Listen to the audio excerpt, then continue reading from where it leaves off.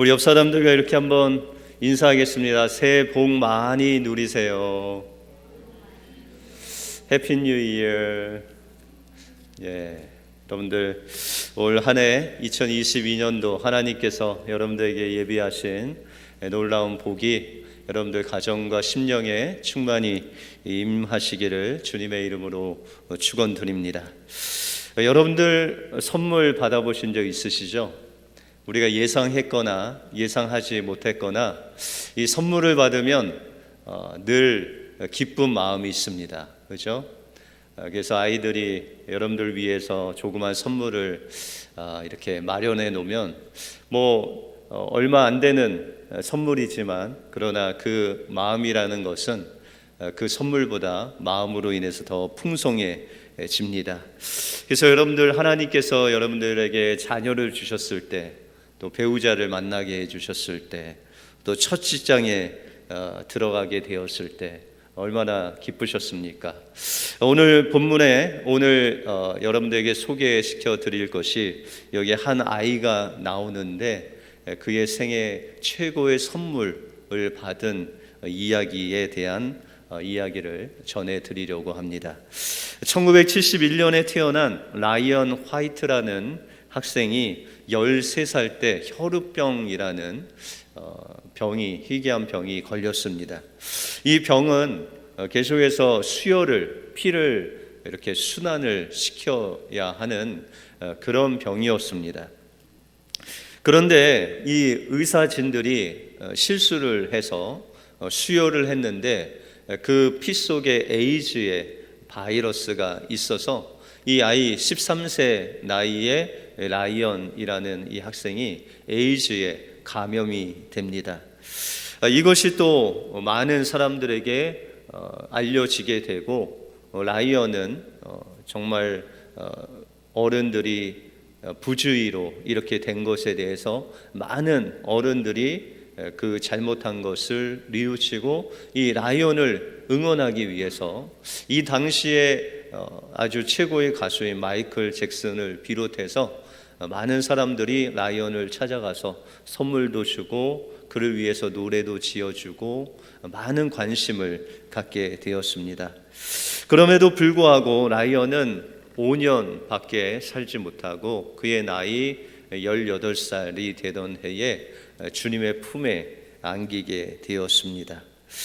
그런데 이 라이언이 죽기 전에 그 아버지와 대화한 내용을 한 크리스천 잡지에서 실었는데요, 그 아버지는 아들에게 마지막으로 그렇게 이야기합니다. 아들아, 미안하다.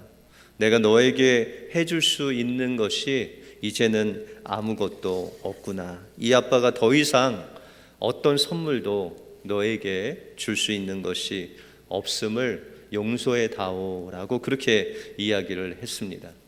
그랬더니 아들 라이언이 아빠에게 이야기하기를, 아빠, 전 지금까지 수많은 사람들에게 선물을 받았습니다.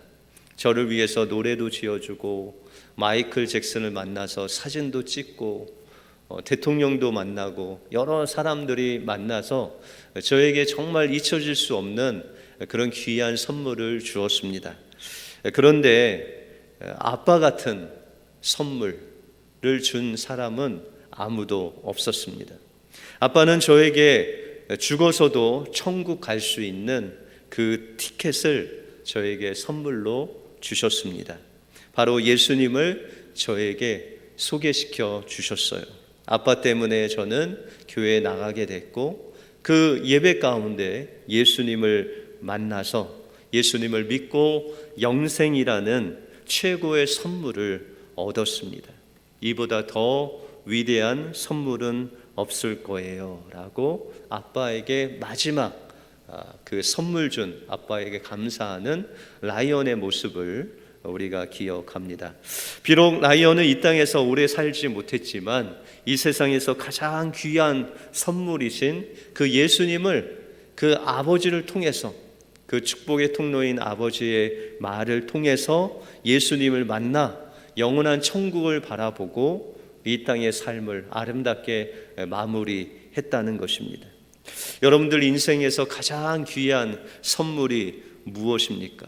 그것은 구원이라는 하나님께서 정말 여러분들에게 주신 가장 귀한 선물이라는 것입니다. 많은 사람들이 이 선물을 가지려고 노력하고 또 하나님을 알려고 했지만 우리 인간의 노력과 열심으로 이 구원의 선물을 받는 것이 아니라 바로 하나님께서 주시는 선물, 이것이 바로 영원한 생명이다라는 것입니다.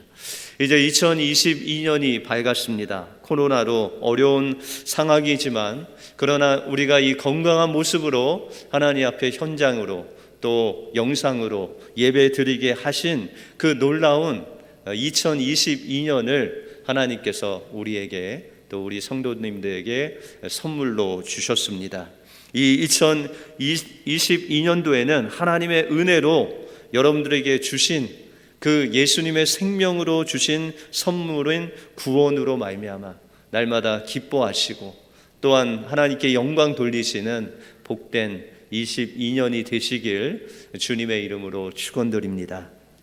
오늘 본문을 통해서 하나님이 우리에게 주신 값진 선물이 무엇이고 그 선물은 어떻게 우리가 받고 또 누릴 수 있는지 오늘 본문을 통해서 살펴보겠습니다. 먼저 하나님의 선물인 이 구원은 전적인 하나님의 은혜로 받을 수 있습니다. 성경은 우리의 이 옛사람, 우리의 존재를 가리켜 죽었다라고 그렇게 이야기하고 있습니다. 오늘 읽지는 않았지만 1절에 보시면 너희의 허물과 죄로 죽었던 너희를 살리셨도다 라고 그렇게 말씀하고 있습니다. 여러분들, 우리가 이렇게 생생하게 살아있는데 우리가 죽었다, 죽은 존재였다 라고 그렇게 말씀하고 있습니다. 그러면 우리는 언제 죽었기에 성경은 죄와 허물로 죽었었다 라고 그렇게 말하고 있을까요? 여러분들, 우리가 창세기에 돌아가서 하나님께서 아담과 하와에게 말씀하시기를 동산의 모든 각종 실과는 너희가 먹을 수 있으나 그러나 동산 중앙에 있는 선악과를 먹지 말라. 내가 먹는 날에는 정녕 죽으리라 라고 그렇게 말씀하셨죠. 그런데 이 하와가 뱀의 유혹을 받아 선악과를 먹고 그것을 아담에게 주므로 아담도 먹고 이제 선악과를 먹는 아담과 하와가 되었습니다. 바로 그들이 이 하나님께서 명령하신 이 선악과를 먹는 날에는 너희가 정녕 죽으리라 하신 말씀을 어기고 그 선악과를 먹음으로 말미암아 그의 영혼은 이미 죽게 되었고 그의 육신도 이제 죽게 되는, 장차 죽게 되는 그런 죽음을 맞이하게 되었다는 것입니다. 바로 우리가 이 아담 안에 속해서 아담과 하와가 죽었을 때 그 영혼이 죽고 그 육신도 하나님의 말씀대로 죽었을 때 바로 우리의 영혼이, 우리의 옛사람이 그 아담 안에서 죽은 존재가 되었다라는 것입니다.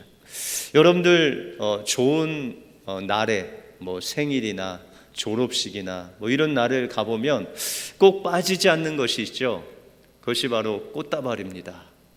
그런데 이 남성분들은 꽃다발보다는 이렇게 그렇게 사치를 하냐, 그래서 차라리 캐시를 주겠다라고 하지만 여러분들 꽃다발을 이렇게 받아보면 어느 선물보다도 더 아주 값진 선물이 바로 이 꽃다발이죠. 그런데 그 꽃다발을 보면 아주 그냥 생기가 있고 아름답고 다른 것과 비교할 수 없는 아름다운 모습으로 있는 것 같은데 좀 시간이 지나면, 하루 지나고 이틀이 지나면 그 꽃이 살아있는 꽃이 아니라 죽은 꽃이라는 것을 인식하게 됩니다. 겉은 살아있는데, 겉은 아름답고 보기에 너무 화려한데 그 자체는 이미 죽어있는 꽃이다 라는 것이죠. 왜 그럴까요? 바로 그 꽃의 뿌리가 물속에 담가져 있지 않고 그 뿌리와 단절되어 있기 때문에 언젠간 시들어 마르게 되는 죽은 존재다라는 것이죠. 우리도 이 땅에서 하나님 없이 하나님 없이 살아갈 때 그냥 보기에는 살아있는 것 같은데 우리의 뿌리와 우리의 생명 대신 하나님과 단절되어 있었기 때문에 우리는 죽은 그런 인생들로 살아갈 수밖에 없었다라는 것이죠. 여러분들, 그러면 우리가 살아있으나 하나님과 단절되고 하나님 없는 삶의 모습은 어떠할까요? 오늘 2절에 보시면 그때에 너희가 그 가운데서 행하여 이 세상 풍속을 쫓고 공중의 권세 잡은 자를 따랐으니 곧 지금 불순종의 아들들 가운데 역사하는 영이라 라고 그렇게 말씀하고 있습니다. 우리가 하나님과 단절돼서 이 땅에 살아갈 때 우리의 모습은 어땠느냐? 그냥 세상의 풍속을 살아갔다는 것이죠. 하나님 없이 하나님을 주인으로, 하나님을 왕으로 모시지 않고 그냥 하나님 없이 내 마음대로 육체에 끌리는 대로 그렇게 마귀의 종이 되어 살아갔던 우리의 삶의 모습을 우리가 볼 수 있다는 것입니다. 그런데 이렇게 죽었던, 또 죽음을 향해 가던 우리들을 예수 그리스도께서 살리셨다라는 것이죠. 5절에 보시면 허물로 죽은 우리를 그리스도와 함께 살리셨고 또 함께 일으키사 그리스도 예수 안에 함께 하늘에 앉히시니라고 말씀하고 있습니다. 예수 그리스도께서 죽었던 우리들과 함께 그 십자가에서 함께 우리의 죄를 가지고 죽으셨다는 것이죠. 그리고 3일 만에 부활하시고 이제 사실 만에 승천하셔서 하나님의 보좌 우편에 앉아 계신데 그냥 예수님께서 그 죽은 자 가운데서 일어나시고 또 부활하시고 승천한 것이 아니라 죽었던 우리와 함께 십자가에서 죽으시고 우리와 함께 3일 만에 부활하시고 우리와 함께 저 하늘 보좌 우편에 앉으셔서 그 하나님의 놀라운 승천의 권세, 부활의 능력을 우리에게 선물로 주셨다라고 말씀하고 있습니다. 바로 이것이 하나님의 은혜다라는 것입니다.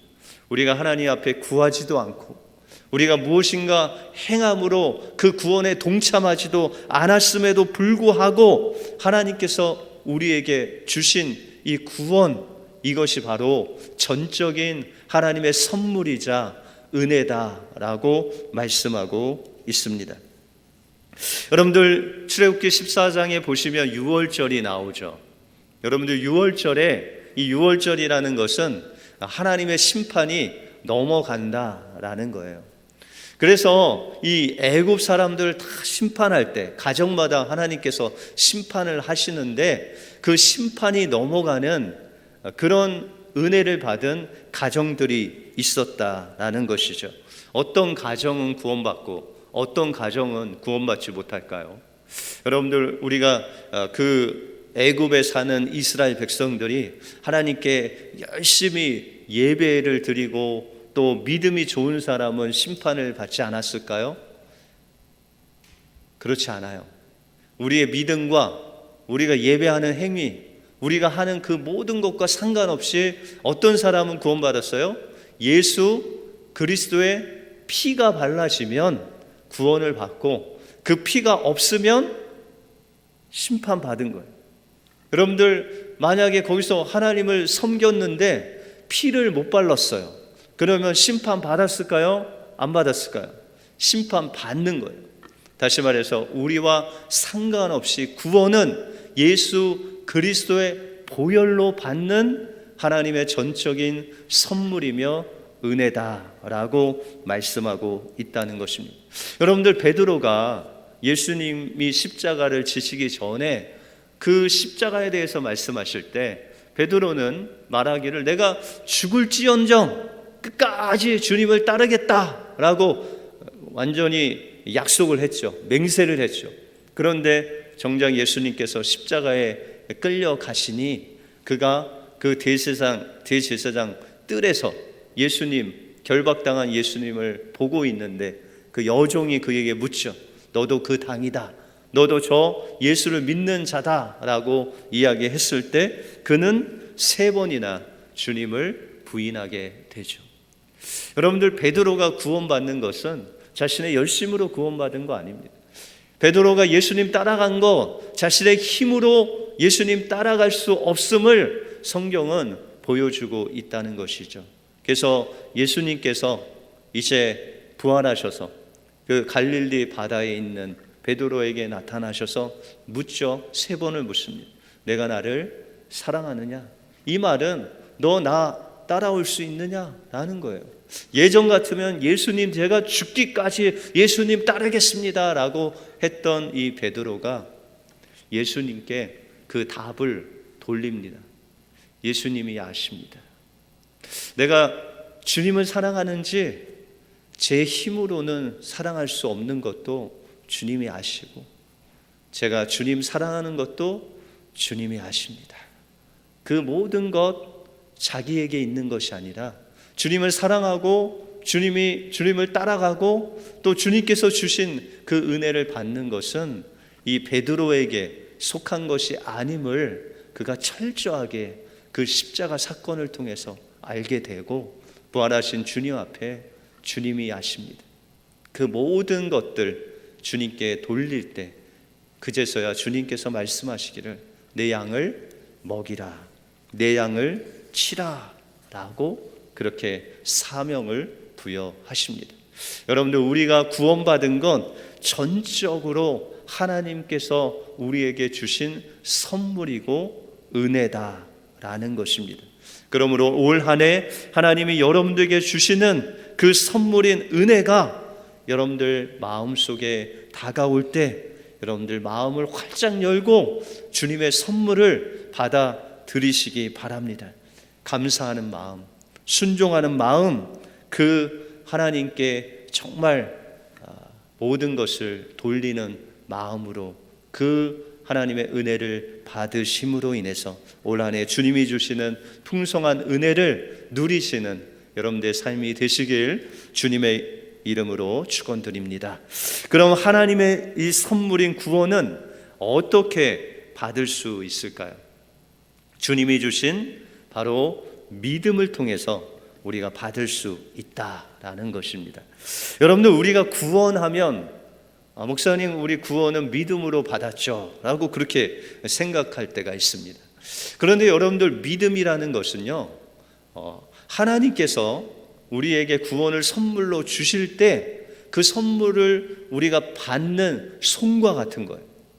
그러면 구원은 우리가 이 손으로 믿음으로 받은 거예요? 하나님의 은혜로 받은 거예요? 예, 이 둘 다가 필요합니다. 그러나 하나님의 구원은 전적인 하나님의 은혜고 우리가 그것을 받는 믿음을 통해서 우리가 받을 수 있다는 것이죠.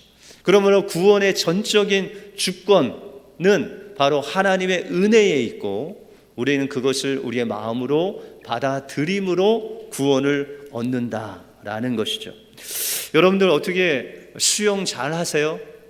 저는 수영을 아직도 좀 잘 못하는데 그냥 혼자 살아날 정도만 할 수 있는데, 여러분들 만약에 제가 바다에 빠졌어요. 이 바다 수영은 참 힘들잖아요. 그런데 거의 허우적거려서 죽으려고 하는데 누가 구명대를 던져줬어요. 그러면 그것을 받아서 끝까지 붙들면 이제 바다에서 구원을 얻을 수가 있죠. 우리가 하나님의 은혜라는 것은 바로 이 하나님께서 구명대를 던져주신 거예요. 그런데 그 구명대를 받는 건 누구예요? 우리예요. 그렇죠? 그럼 우리가 구원받은 것은 구명대를 우리가 잡아서 구원받았어요? 하나님이 우리에게 구명대를 주셔서 우리가 구원받았어요? 하나님께서 우리에게 구명대를 주시고 그것을 받는 우리의 믿음의 손이 있었기 때문에 구원을 받은 것이죠. 그러므로 우리의 믿음이라는 것은 하나님께서 해 놓으신 그 모든 것들을 우리 마음으로 받아들일 때 하나님의 구원의 역사가 이루어진다라는 있다라는 것이죠. 여러분들 민수기에 보시면 늘 제가 말씀드리는 노뱀, 장대에 달린 노뱀이 나오잖아요. 그런데 그 사람들이 음행을 해갖고 열병에 걸려서 다 죽어가는데 모세가 하나님께 기도했더니 그러면 장대에 노뱀을 달리게 해서 그것을 보는 자는 살고 안 보는 자는 죽을 것이다. 그런데 안 보는 사람은 왜 안 봤을까요? 여러분들 그냥 보기만 하면 구원 받는데 왜 안 봤을까요? 여러분들 장대에 달린 노뱀은 바로 예수님의 그 십자가를 의미합니다. 우리가 고린도전서 1장에 보면 하나님께서 전도라는 미련한 방법으로 세상을 구원하신다라고 그렇게 말씀하십니다. 여러분들 지금도 이 시대도 하나님께서 그 장대에 높이 달리신 노뱀과 같이 우리의 모든 죄악을 다 옛사람을 십자가에 못 박히신 그 십자가를 매달아 놓고 전도의 미련한 방법을 통해서 그 십자가를 바라보는 자는 믿는 것이고 구원을 얻는 것이고 그 십자가를 바라보지 않는 사람은 구원을 받지 못한다라고 말씀하고 있다는 것입니다. 이것은 이스라엘 백성들에게 열병에 걸려 죽어가는 그 백성들에게만 주신 선물이 아니라 지금 이 시대를 살아가는 모든 사람들에게 주신 하나님의 선물이 바로 그 십자가에서 죽으신 예수 그리스도, 그분이 바로 하나님의 선물이고 하나님께서 은혜로 주신 우리의 영원한 생명이 바로 예수님이시다라는 것입니다. 그런데 사람들은 누구나 그것을 바라보는 것이 아니라 우리가 생각할 때는 그냥 그 예수님 바라보고 예수님이 하신 일 그냥 마음에 받아들이기만 하면 되는데 그것을 바라보지 않는 사람들이 지금 이 시대도 우리가 살고 있는 우리 주변에도 있다는 것입니다. 그러므로 구원은 하나님의 선물입니다. 그것을 받는 것은 우리가 믿음을 통해서 받느냐 받지 않느냐 우리에게 달려 또한 있다는 것입니다. 그러므로 우리의 삶 속에서 하나님께서 주신 그 은혜, 그 구원의 영원한 생명을 날마다 누릴 수 있는 것은 하나님은 이미 다 준비되셨어요. 그러므로 우리는 우리의 마음을 열고 올 한 해 그 주님의 선물을 받아 드리기만 하면 하나님의 놀라운 구원의 역사가 여러분들의 삶 속에서 이루어질 줄 믿습니다. 국립경상대학의 축산학과 교수로 봉직하고 있는 주선태 교수님이라는 분이 있습니다. 이 주선태 교수님이 아름다운 시작이라는 책을 쓰셨는데 이 아름다운 시작이라는 책은 바로 이 주선태 교수님이 어떻게 예수님을 자기가 믿게 되었는지를 간증한 책입니다. 이 주선태 교수님은 본래 그 부모님을 따라서 칠성님 섬기고 점쟁이 따라다니고 또 미신을 믿었던 그런 가정에서 태어났습니다. 그런 그가 어떻게 예수님을 믿게 되었는지를 아주 진솔하게 이야기하고 있는데요. 그 어머니가 죽을 때 그 교수님에게 3가지 유언을 했다고 합니다. 첫째는 정치하지 말라. 2번째는 개고기를 먹지 말라. 3번째는 예수를 절대로 믿지 말라. 이런 3가지 유언을 하시고 돌아가셨대요. 그런데 그가 이제 교수로 한 6년을 봉직하고 7년이 되던 안식년이 되어서 미국 커네디컷 대학에 이제 개공 교수로 오게 되었답니다. 그래서 개공 교수로 올 때 자기의 딸을 데리고 딸도 공부도 시키고 또 미국도 보여주려고 딸을 데리고 소용이라는 딸을 데리고 와서 6개월 동안은 열심히 연구하고 또 공부하다가 나머지 6개월은 조금 주말에 자기 여가 생활을 즐겼다고 합니다. 그런데 이제 일요일이 되면은 골프를 치러 사람들과 어울려서 가는데 이 딸 소영이를 골프 치는데 데리고 갈 수도 없고 이 어떻게 할까 그러고 있는데 마침 옆집에 사는 교회 다니는 집사님이 계셨는데 어느 날 이 주선태 교수님께 오더니 아니 딸인 소영이는 교회 좀 보내시죠 라고 그렇게 이야기를 하는 것입니다. 자기가 어머니하고 유언 받은 것이 있어서 절대 자기는 나가면 안 되지만 소영이는 딸이니까 그냥 주일날 잘 됐다 교회에 나가다가 뭐 몇 개월 나가다가 안 다니겠지 그런 마음으로 소영이를 교회에 다니게 했다고 합니다. 그리고 자기는 주일마다 아주 재밌게 골프를 치면서 그렇게 주일을 보냈다고 합니다. 그런데 이제 뭐 한 달, 두 달 지나고 그 동네에 교회를 중심으로 이상한 소문이 퍼지게 되었는데 교회에 나오는 소영이는 아빠가 없는 딸이다라고 그렇게 소문이 났다고 합니다. 교수님이 그 얘기를 듣자마자 아니 이 소영이가 아빠가 없어? 매일 그냥 혼자 딸만 가니까 이 부모님이 안 계신가라고 소문이 났다는 것이죠. 그래서 처음으로 이 성탄절에 예배를 소영이 손을 붙잡고 나가게 되었습니다. 그런데 한 주 가고 두 주 갔는데 그 예배 때 정말 정체를 모를 그 어떤 힘 때문에 계속해서 눈물이 그 뺨으로 흐르게 되었고 그가 예수 그리스도를 그 마음속에 영접하게 되었습니다. 한 주 가고 또 그 다음에도 가고 계속 그 다음 주들도 예배를 드리게 되었습니다. 그런데 그가 이제 신앙생활을 처음 시작하고 처음으로 시련이 그에게 다가왔습니다. 그것은 바로 어머니의 기일이 된 것이죠. 그래서 그 마음속에 내가 그 어머니를 향해서 제사를 안 드릴 수는 없잖아 라는 생각이 들어서 제사상을 차려놓고 그 딸과 함께 그 할머니에게 절을 한번 시키고 그 소영이를 2층으로 올려 보냈습니다. 그리고 그 상 앞에서 하나님께 기도를 시작했다고 합니다. 처음으로 하나님 앞에 소리를 내서 이런 기도를 했다고 합니다. 하나님, 제가 처음으로 소리를 내서 이렇게 기도를 드립니다. 왜 이렇게 기도 드리시는지 아시지요? 바로 이 기도가 우리 엄마의 제사를 대신하는 기도입니다.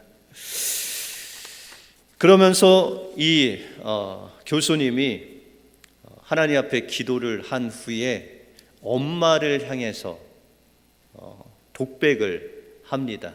엄마, 나 이때까지 엄마 말 잘 듣는 엄마의 멋진 아들이었지. 엄마도 알잖아. 내가 정말 창피를 무릅쓰고 엄마가 하라고 하면 그 점쟁이들 그 무당 앞에서 할 짓 못할 짓 다 하고 엄마가 경동시장 가서 사온 자라를 방생한다고 해서 대성댐까지 가서 엄마 따라가서 엄마가 좋아하니까 강물 속에서 그 자라를 내어주면서 무릎 꿇고 두 손 모아 절했던 나를 기억하지 엄마? 이번에는 내 말 좀 들어. 엄마는 내가 엄마보다 더 현명하게 살려고 그렇게 힘쓰며 나를 이 박사학위 교수를 만들었지. 이제 엄마보다 더 똑똑한 아들, 그 아들 말을 들을 차례야. 미안하지만 엄마, 정말 미안하지만 엄마가 틀렸어. 알고 보니 하나님은 살아계시고 엄마의 잘난 아들이 하나님께 이제 선택되었어. 나 엄마가 싫어하는 예수쟁이가 되어버렸단 말이야. 엄마, 근데 엄마는 늘 나한테 이렇게 이야기했어. 세상에는 인력으로 안 되는 일이 있다. 이게 바로 그런 일이야. 엄마, 나 이제 엄마 버려두고 우리 식구 다 버려두고 나 혼자만 교회 나가려고 해. 그렇게 나만 하나님 믿을까? 아니면 엄마가 믿었던 미신 버리고 우리 가족과 함께 교회 가면 안 될까? 엄마 허락할 수 없을까? 그동안 엄마가 좋아해서 내가 엄마 계속 따라 다닌 것 같이 이제 엄마의 똑똑한 아들 따라서 교회에 오면 안 될까? 엄마 같이 가자. 예수님께 가자. 하나님께 가자. 엄마 그렇게 해줘. 이렇게 간절히 기도한 후에 주선태 교수가 그 후에 목사가 되어서 하나님께서 그에게 주신 그 선물인 구원의 기쁨을 그 많은 사람들에게 전달하기 위해서 교수를 넘어서 목사의 사역으로 그렇게 변화가 되었다는 것입니다. 여러분들, 주님께서 주신 그 선물을 받게 되면 우리의 삶이 변화된다는 것입니다. 그와 그 가족이 구원을 받았던 그 선물을 오늘 여러분들과 함께 나누길 원합니다. 이 선물을 받으면, 하나님께서 주시는 이 선물을 받으면 여러분들의 삶이, 여러분들이 바뀝니다. 이 선물이 받으면 여러분들의 가족 또한 변화가 되는 것입니다. 이 선물을 받으면 여러분들의 인생이 변화된 놀라운 주님이 기뻐하시는 삶으로 변화될 수 있다는 것입니다. 이 선물의 이름이 바로 하나님께서 우리에게 주신 구원이라는 선물입니다. 올 한 해 여러분들을 찾아와 값없이 은혜로 주시는 이 하나님의 선물을 우리가 받을 수 있는 것은 여러분들의 두 손을 내밀어서 하나님께서 주시는 그 선물을 받는 것입니다. 그럴 때 하나님께서 여러분들과 여러분들의 가정이 주님으로 인해서 변화되는 한 해를 만들어 주실 줄 믿습니다. 코로나로 경제적으로 어렵지만 주님이 주신 이 은혜로 풍성한 선물로 인해서 우리가 풍성한 삶을 살 수 있는 한 해가 되시길 바랍니다. 하나님이 피값 주고 사신 우리 은혜 교회에 하나님이 주신 그 풍성한 은혜의 축복이 넘치는 우리 2022년이 되시길 주님의 이름으로 축원드립니다. 기도하겠습니다.